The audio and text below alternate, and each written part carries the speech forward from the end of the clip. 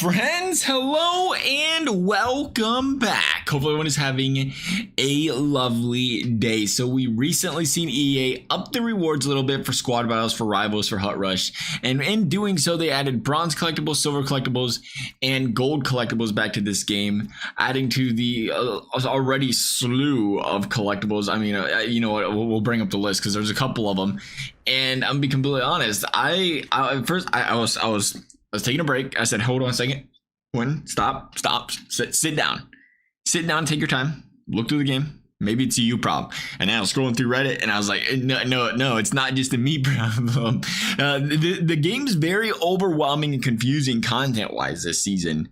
As far as there being so many collectibles. I mean, this is how many collectibles. 1, 2, 3, 4, 5, 6. Is this collectibles? It's not all collectibles, but I mean, a lot of this is there's stuff for that need collectibles, and there's whatever that is, underpost. What is this? That's great. Okay, anyway, there's a lot of collectibles. There's a lot more coming out. There's a lot that are untradeable, and it was already a lot in the first place. There's the power up icons and this stuff like that. It's like, man, there's just a lot going on. And it was, for me, it was confusing. It was overwhelming because, you know what, on one side, what I like about this with Hut and EA, it's like there's a lot of stuff to do. On the other side, it can get really overwhelming when there's different collectibles for headliners, there's different collectibles. There's 3 different collectibles for 3 different modes. And instead of calling them rivals collectibles, Hut Rush collectibles, squad battles collectibles, they got called bronze, silver, and gold, which makes it a little bit more difficult. So on and so forth. The list goes on. Again, I think it's great that EA is continuing to try to come out with as many different ways to play the game, come out with content, but right now it just coming out a little bit overwhelming. So we're gonna try to do our best here today after, you know, going through a lot of this to just try to help everybody understand the best we possibly can here. The Hut headliner sets. Now these are events. The way I'm just gonna try to look at it is it's an event. Anything that's an event, you're gonna see the typical deal here is going to be there's going to be a collectible set, and then you're going to use those collectibles to get a lower player, and you use that lower player to trade in for a bigger player, like almost like a small, medium, and large tier type of thing. In this case, though, you're going to trade in those a couple players being a lower level, the collectible being mid level. I think I'm being confusing, so I apologize. And you get it for this player, but the mid tier player is the fill up pooling. Then you have to use more collectibles to power them up. That's going to happen for every event this year. It's going to probably take a couple regular event collectibles. You get to 82. And once you get to 82, that's where things start. You then have to go out into a whole bunch of power-up collectibles and so forth from that point on to upgrade them. So from a basis standpoint, power-up collectibles are king. Power-up collectibles are what you need to upgrade pretty much every player in this game once you get to that player. Then you're going to have some middle tier collectibles underneath that you can trade them for packs. You might be able to trade them for lower overalls. Basically, the system, the headliners event, we'll start with the headliners event. Anything that's an event, and you know, we'll know this as season going right now, there's a headliners event, there's the training camp event. That's going to be stuff that's limited time players out. Stars of the month will be an event as well. Team builder, power up collectible set. Team building will be completely different. Power icons will be different. X factor different. But anything that's a set, you know, we might see like a Halloween set, or you know, like we've seen a paid guy set or headliner set. Anytime there's an event like this, the basic formula is going to be is, hey, collect a couple players for Hut headliners collectibles, or earn a couple headliners collectibles, and then you trade those in for these essentially the middle tier. If you want to consider, if it makes more sense to go lower tier, middle tier, upper tier, the lower tiers, you know, obtaining these collectibles, it's kind of, so they're not worth the most, but you need to use those collectibles. You trade those collectibles in to get, you know, the featured player for that particular event. And once you get the featured player, that's where the power-up collectibles come in, where once again, if you want to see those featured players reach their max overalls, you can either, you know, buy it straight off the auction house if it's out there. Otherwise, you have to upgrade it. Power-up collectible, power-up collectible, power-up collectible. Takes a couple. So just keep that in mind. Anything below a power-up collectible, I think to simplify things to take you to understand, because again, it can be confusing. To simplify things, you can either, when it comes to looking at event stuff, I don't even bother with it. I don't bother trading stuff in unless you just have stuff to trade in to trade in. I don't bother with it unless you see an event player that you're really interested in, because at the end of the day, you have to pay to upgrade them all anyway. So it's not something to be like, oh, brand new fantasy card, gotta have it, because at the end of the day, they're an event. And here's the thing with events as well. Unlike, you know, just to be clear for anybody that's new to the game, unlike a power up icon which are cards clear over here, or an X Factor. These cards all season and team building icon, power up icons, X Factors, they'll continue to upgrade all season, where you can keep where that card you get, say you get an X Factor McDavid, his overall is going to continue to go up all year. You can continue to build on him. Meanwhile, anything that's an event like a Hut Headliners player or a Hut Training Camp, you're going to put those 3 collectibles into them, and that highest overall they can get right now is an 86. That's the highest they'll be all year. They'll never go any higher than that. Meanwhile, the other ones are dynamic, where their overalls can keep going up, so they can continue to grow and improve on your team. So for that reason, I go back and say, like, there's no reason to go after the event items unless you really enjoy them, because at the end of the day, you can't do anything with them. They're going to be untradeable unless you buy them off the auction house. That's always an easy way to go. But you can't really do anything with them. You have to just refund yourself all of the coins. You lose half the money you put into it if you want to, spend that elsewhere down the road. So there's that. There is the Hut Rush, the new collectibles here. Basically, the way to look at this, you have the Live Moments collectibles, and then you have Hut Rush, then you have Squad Battles, and you have Rivals.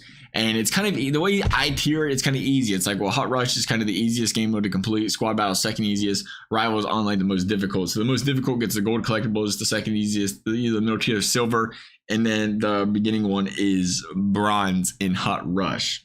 And then you get diamond collectibles at the end of it to just throw it all out there.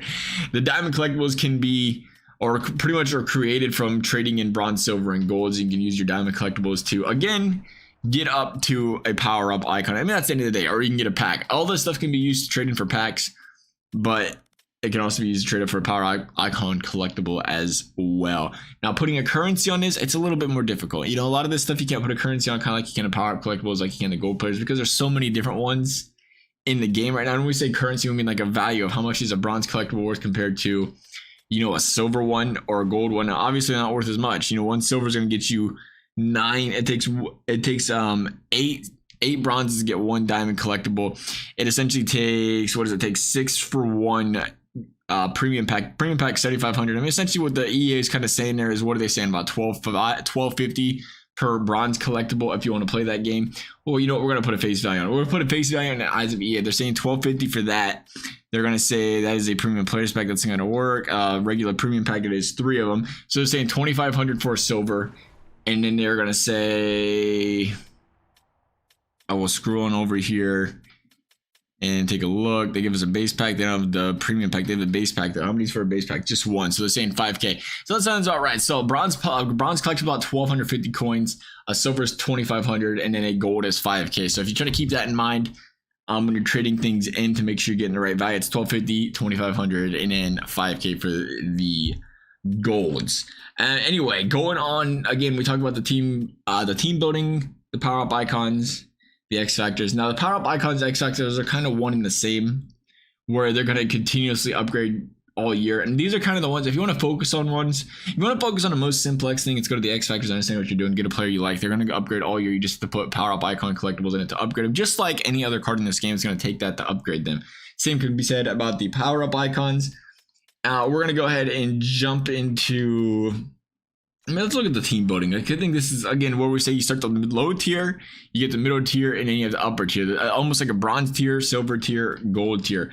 The bronze tier of your team building is trading in players. You trade in a bunch of gold players to get the 84 overall Derek Wall. The Derek Wall is a silver player in this particular set. If you want the gold version, you trade in a bunch of the 84 overalls, the Shane Doans, the Todd Marchants, and you put those into this particular team building set to get the gold prize, if you will, out of the team building players. I think the team building is one of the more understandable ones. Everything's inside this set. Everything you have to do is in the set. You start here, scroll to the left to the next level, scroll to the left to the next level. You don't have to get anything outside of the set. It's all right here. The power up icons, the X Factors, it can be a little bit different. The power up icons, again, the same thing though. You really scroll left to right. You start to the right, that's where your basic stuff is. You scroll to the left, that's where stuff gets a little bit more ultimate. You have the ultimate moments reward set, stuff that builds up. That is not the one I was looking to click on there. Ultimate power up icon sets.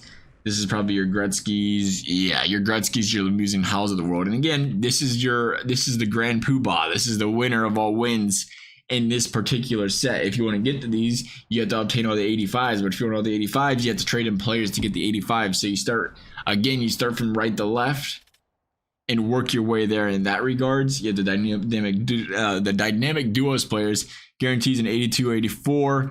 The power up Sundin icon boss set, or Henrik Sundin. I said Sundin. Limited icon power up, same story. It's kind of inside of an inside, and you see here's exchange power up icons for an 85 overall. That's probably going to take your 84s, your 83s, 82, 82. So you collect all the below 84s, put it in there, get the 85. You take the 85, you scroll all the way to the left, and it's going to eventually go plug into the ultimate hut moments reward. And it's confusing. It's very, very confusing. It's confusing just to explain, but that's why I'm trying to break it into the tiers. You start from the right, that's like your bronze tier. You work your way to the left, all the way to the left to get to the upper tier. That's kind of the best way you can almost look at this stuff as far as understanding how the tier system works. And then just trying to slowly, focus on one or two things at a time. I think that's something I could say as well. The Hut 99 sets, Quest for 99s, that's all your XP collectibles. That's all your 99 collectibles. That's something, again, you don't really have to worry about it. You can if you want. There's a couple of things in it, but for the most part, you can't really do anything like long term right now because there's just nothing out here. You can get the Hut token, you get a premium pack by trading these in for level 6, but we're just not far enough down the road with the levels to where it's gonna give you one of these players yet. So I just hang tight onto those cards if you can just kind of hold them into your collection. Wait for a different day, but nonetheless, I'm hoping that made things make a little bit of sense. A little bit. It's very confusing, I know, but again, I like that EA is trying to add more to the game, give us more depth, give us more options, but maybe there's a cleaner way to do it. Maybe have I think the best thing you can do is have universal collectibles, whether it be all bronze, silver, gold, or whether it be power up and then just gold or whatever it is, and just hold a value to each one of those. That way it's less confusing. You know exactly what you need for each one, but I will see. That'd be maybe a change for next year. Hopefully you guys found this video helpful though. Thank you guys for watching. We'll see you next time.